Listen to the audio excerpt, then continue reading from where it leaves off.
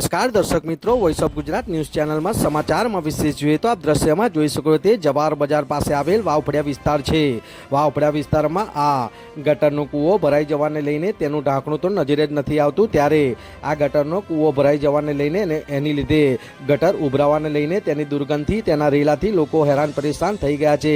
ત્યારે સ્થાનિક મહિલાઓના જણાવ્યા મુજબ આ સમસ્યા ઘણા સમયથી છે ને તેની વારંવાર તંત્રને રજૂઆત કરવા છતાં પણ આ સમસ્યાનું કોઈ કાયમી નિવારણ આવતું નથી અને આ દુર્ગંધ અને જેના લીધે મચ્છરો જેવા જીવજંતુના ઉપદ્રવને લઈને કોઈ ભારે રોગચાળો પણ ફેલાવાની શક્યતા છે। ત્યારે વળી અહીં લગ્ન પ્રસંગ હોવાને લઈને મહેમાનો પણ અહીંથી પાછા જતા રહે છે। તો આવી અનેક સમસ્યાને લઈને સ્થાનિક મહિલાઓ હેરાન પરેશાન થતાં મીડિયાના માધ્યમથી તેઓ દ્વારા તંત્રને રજૂઆત કરવામાં આવી છે।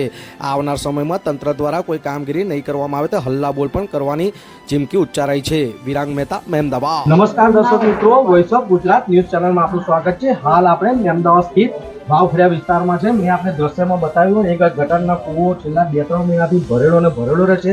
એના હિસાબે અહીંના સ્થાનિકો જેમાં મહિલાઓ, નાના મોટા વડીલો સૌ કોઈ હેરાન પરેશાન થઈ ગયા છે। આની અંદર એટલી બધી દુર્ગંધ આવે છે જેથી કરીને માથું ફાટી જાય એવી દુર્ગંધના હિસાબે ઘરની બહાર નીકળવું ભારે થઈ ગયું છે। આ બેને હાથમાં મહેંદી મૂકી છે, બરાબર। અહીંયા ઘડી પ્રસંગ છે એટલે પ્રસંગમાં મહેમાનો દરવાજાના બહારથી જ આ મંડપ બાંધેલું છોડવાની પરિસ્થિતિ આવી ગઈ છે। મહેમાનો અડધેથી પાછા જતા રહે છે અને એમના કહેવા મુજબ અહીંયા ઘડી કોલેરા, મેલેરિયા, ઝાડા ઉલટી જેવા રોગો બી થવાની શક્યતા છે। તો આપણી પાસે સ્થાનિક મહિલાઓ છે, આપણે તેઓને આ વિશે વિશેષ જાણવાની અને પૂછવાની કોશિશ કરીશું। શું નામ છે, શું પરિચય છે આપનું? મારું નામ અસ્માબેન છે। મારા ઘર અંદરનું છે, નીચું ભાગ છે।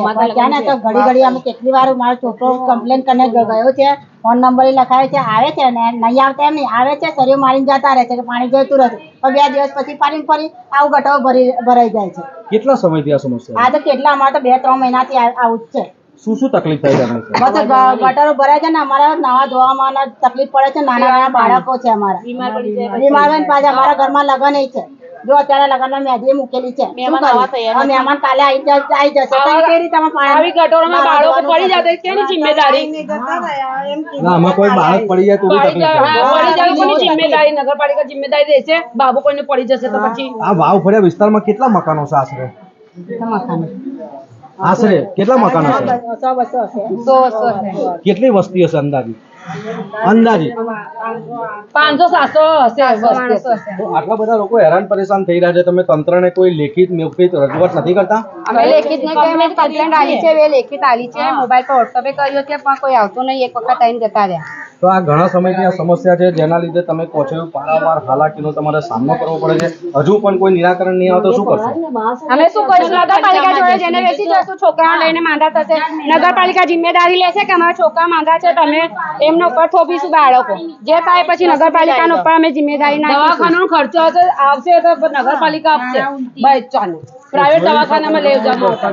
આ રીતના વાવફળિયાની મહિલાઓ હેરાન પરેશાન થઈ ગઈ છે, નાના બાળકો છે, વળી અહીં ઘડી પ્રસંગ છે, હાથની મેદી હજુ સુકાઈ નથી અને આ દુર્ગંધની અંદર મહેમાનો બી અહીંથી પાછા જાય છે।